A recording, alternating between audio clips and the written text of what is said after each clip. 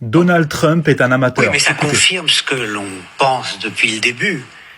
D'un côté, il y a des amateurs, les Américains. De l'autre, il y a des professionnels, les Iraniens.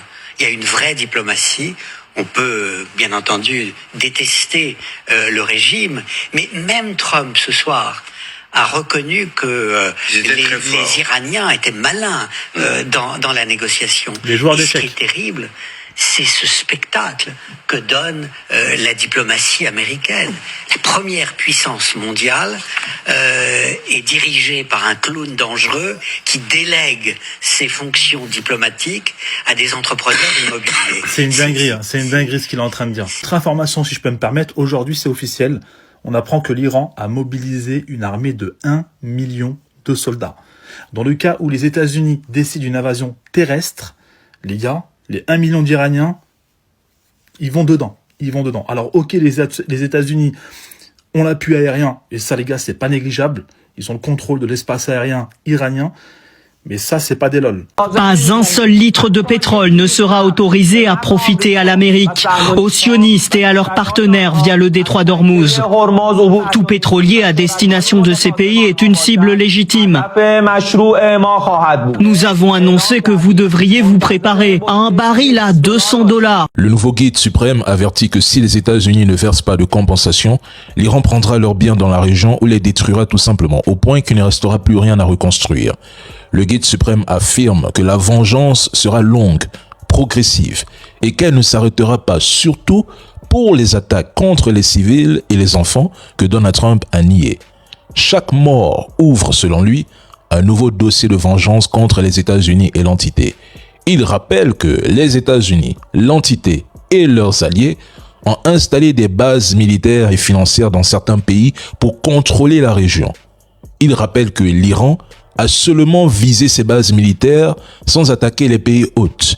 Il prévoit de continuer ses actions si nécessaire et les pays voisins doivent dire clairement de quel côté, dans quel camp ils sont, avec l'agresseur ou avec l'Iran. Il met en garde ces pays de la région. Ils doivent fermer les bases américaines rapidement car la promesse de sécurité offerte par les États-Unis est un mensonge. De son côté, son chef de la sécurité nationale prévient que si Donald Trump s'en prend au réseau électrique iranien et le détruit, l'Iran ripostera et toute la région sera plongée dans le noir. Il estime que l'obscurité offrirait une occasion idéale pour traquer les militaires américains déjà en fuite dans la région. De nombreux soldats américains sont obligés de se reloger dans des hôtels et des bureaux de toute la région. Il y a quand même quelque chose de très humiliant. Les États-Unis d'Amérique, ils doivent quitter leur base pour aller se cacher dans des hôtels ou dans des bureaux, des Airbnb. Une grande partie des forces terrestres mènent désormais la guerre à distance dans la crainte des drones de l'Iran. C'est pour ça que je disais que l'Occident dans son ensemble, encore que je considère qu'on a bien maintenant deux Occidents, un Occident européen et un Occident américain qui sont de plus en plus divergents, avec un grand schisme entre les deux, mais l'Occident dans son ensemble va beaucoup souffrir dans son image de cette guerre. Et en même temps, vous avez raison, monsieur le ministre, c'est le moment ou jamais pour l'Europe de prendre toutes ses dimensions, puisque les pays du Golfe, assez naturellement, vont venir se tourner vers nous, puisque l'Amérique n'est plus... Trump vient d'annoncer que le détroit d'Ormuz est ouvert, plusieurs navires se sont précipités pour passer et l'armée iranienne veut détruire tous les hôtels qui accueillent des soldats américains. Voici l'essentiel de l'actu de ce vendredi 27 mars, il est environ 13 h à Paris. L'Iran prévient les civils, il leur demande de quitter toutes les zones où il y a des effectifs américains. Effectivement, le porte-parole de l'armée iranienne vient de dire que quand des soldats américains entrent dans un hôtel, cet hôtel devient automatiquement américain. 3 navires se sont présentés dans le détroit d'Ormuz pour passer à la suite d'une déclaration de Trump qui avait dit que le passage était maintenant possible. Ils étaient finalement obligés de faire demi-tour sous peine de se faire exploser. La marine iranienne a publié un nouveau communiqué pour rappeler les règles et éviter tout malentendu. Ce communiqué dit que le passage de tout navire à destination ou en provenance des ports alliés américano-sionistes vers n'importe quelle destination est interdit. L'Iran avertit officiellement les États-Unis, de nouvelles bombes stratégiques sont déjà prêtes et les attaques pourraient être menées directement sur le sol américain. Le ministre des Affaires étrangères d'Iran a adressé un message clair à Donald Trump, affirmant « Monsieur Trump, ton message a été parfaitement reçu. Tu sembles déjà fatigué par la guerre, mais l'Iran possède tous les moyens pour se défendre et riposter immédiatement. Vous vous faites semblant d'être protégé, mais vous allez subir la plus grande humiliation que les États-Unis n'aient jamais connue depuis leur création. » Cette déclaration fait suite à la demande de Trump d'attendre une réponse iranienne après 5 jours. Le ministre iranien a précisé que l'Iran est pleinement préparé, que ses nouvelles armes stratégiques sont opérationnelles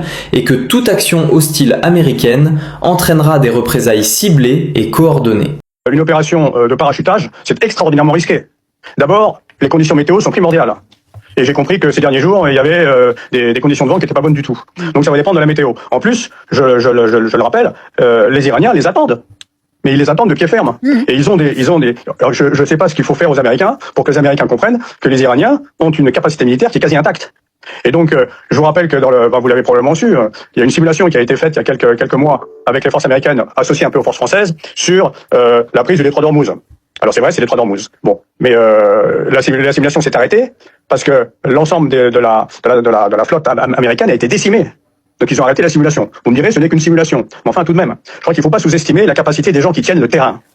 On a sous-estimé les capacités de renseignement iraniennes, je crois qu'on continue encore à le faire, et on sous-estime complètement leur capacité de défense solaire. Tous les experts sérieux le disent, envoyer des troupes au sol en Iran serait un véritable suicide pour les Américains. Donc en fait, les deux seules options qui restent à Donald Trump, c'est soit arriver à négocier une paix avec l'Iran, mais à ce moment-là, ça ne sera pas aux conditions des Américains, soit autre possibilité, leur balancer une bombe nucléaire. Mais là, ça serait une autre histoire. L'Iran souligne que sa détermination à protéger sa souveraineté et sa sécurité nationale reste totale. Selon le ministère, le pays est prêt à neutraliser toute menace et à répondre avec précision à toute provocation. Ce message marque une escalade majeure, signalant aux États-Unis que Téhéran est prêt à passer de la défense à une riposte offensive si nécessaire, confirmant ainsi sa posture stratégique dans cette confrontation internationale. Information de dernière minute pour toute la scène internationale. L'Iran affirme désormais cibler les infrastructures nucléaires d'Israël. Selon plusieurs déclarations officielles iraniennes, Téhéran indique être prêt à frapper des sites nucléaires israéliens en réponse directe aux attaques visant ses propres installations. Ce n'est pas une annonce anodine. Depuis plusieurs jours, les tensions montent fortement entre l'Iran et Israël, avec des frappes réciproques sur des infrastructures stratégiques, notamment liées au nucléaire. Mais ce qui change aujourd'hui, c'est la nature des cibles annoncées. On passe d'objectifs militaires classiques à des sites hautement sensibles, au cœur des capacités stratégiques. Selon des responsables iraniens, cette capacité serait basée sur des informations et des données stratégiques récemment obtenues sur des installations israéliennes. En clair, une logique de réponse directe, site pour site. Une escalade qui inquiète car toucher à des infrastructures nucléaires, même sans explosion, augmente considérablement les risques régionaux et internationaux. Pour l'instant, aucune confirmation indépendante ne permet de vérifier l'ampleur réelle de ces ciblages. Mais une chose est sûre, le niveau de tension vient de franchir un nouveau seuil. Restez connectés pour les prochaines mises à jour.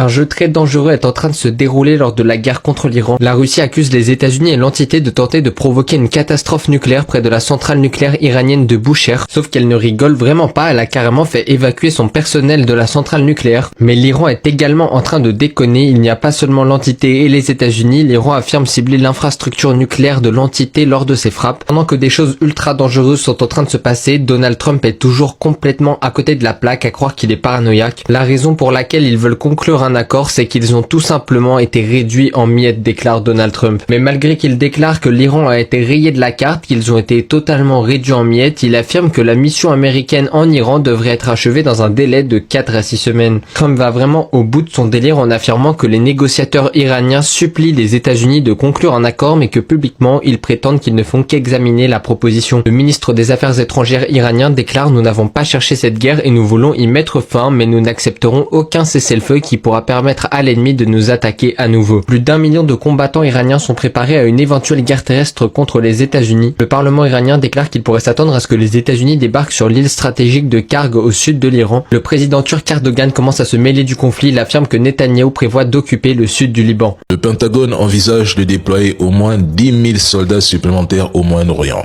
Le chef d'état-major de l'armée israélienne qui dit qu'il n'y a pas assez d'hommes à disposition dans l'armée israélienne, alors même pourtant que le gouvernement a donné son feu vert pour augmenter la jauge maximale pour recruter des réservistes à 400 000. Or, pour le chef d'état-major, ça n'est pas suffisant parce qu'il y a 4 fronts terrestres en ce moment, Gaza, la Syrie, la Cisjordanie et évidemment le Liban. En fait, ce qu'il veut dire, ce qu'il pointe du doigt, c'est la communauté ultra-orthodoxe. C'est pour ça. On sait que l'entité est faible. Sans l'aide des États-Unis, elle ne pourrait pas faire face à l'Iran sur un champ de bataille. L'entité est un petit pays sans profondeur stratégique. Il ne peut pas se permettre une guerre d'usure longue ou une occupation massive sur plusieurs fronts. Déjà, ces fronts les comptent. Mais restons lucides et factuels.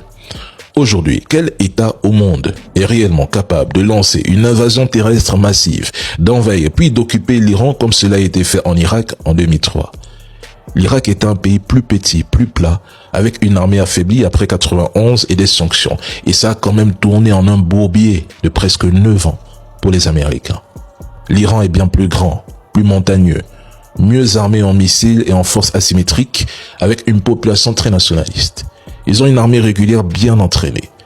L'Iran prépare depuis longtemps une défense en profondeur avec des villes de missiles souterraines dispersées.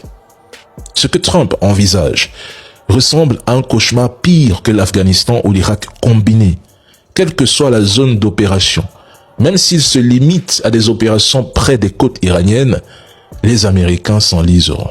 C'est tout. Trump vient de montrer qu'il en avait rien à foutre de ses alliés asiatiques, mais alors rien à foutre.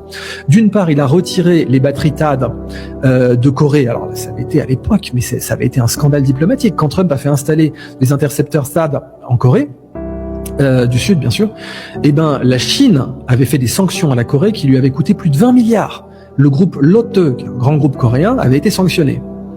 Donc les Coréens avaient payé cher cette installation de THAAD sur leur territoire. Immédiatement, Trump les a fait enlever. Les a fait enlever parce qu'il n'y en avait plus assez après les frappes iraniennes pour protéger Israël. Et donc les Coréens ont perdu plus de 20 milliards pour avoir une protection inexistante. Et aujourd'hui, d'ailleurs, les Nord-Coréens s'amusent à survoler l'espace aérien sud-coréen de temps à autre. Donc les alliés asiatiques des États-Unis voient bien qu'ils sont seuls. Et les Japonais aussi. D'ailleurs, les Japonais, qu'est-ce qui s'est passé? Les marines à Okinawa ont été retirés d'Okinawa et sont envoyés vers le détroit d'Ormuz. Donc Taïwan voit bien que si jamais il y a une crise, les États-Unis choisiront plutôt Israël que Taïwan, ce qui était un secret de polichinelle, je veux dire, n'importe qui le savait. Donc aujourd'hui, la Chine dit à Taïwan, oh le pétrole. Oui, puisque Taïwan c'est une économie. Taïwan c'est quoi? C'est une copie de la Corée. Taïwan c'est le modèle économique coréen. Donc les Coréens font des puces électroniques, les Taïwanais aussi. Les Coréens font des ordinateurs, les Taïwanais aussi. Donc Taïwan, c'est une mini-Corée. D'ailleurs, la Corée, concrètement, c'est une île, parce que la frontière avec la Corée du Nord est fermée. Donc, géopolitique, c'est comme si c'était une île. C'est une péninsule dont le seul voisin continental est fermé. Donc, en fait, c'est une île. Pour Taïwan, c'est la même chose. Et du coup, ils ont bien vu ce qui s'est passé pour la Corée.